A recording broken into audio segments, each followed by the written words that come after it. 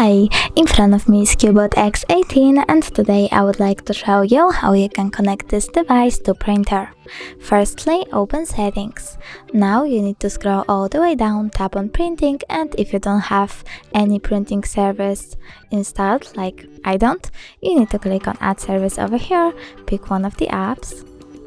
I will go with HP1 and choose install. Then we need to wait.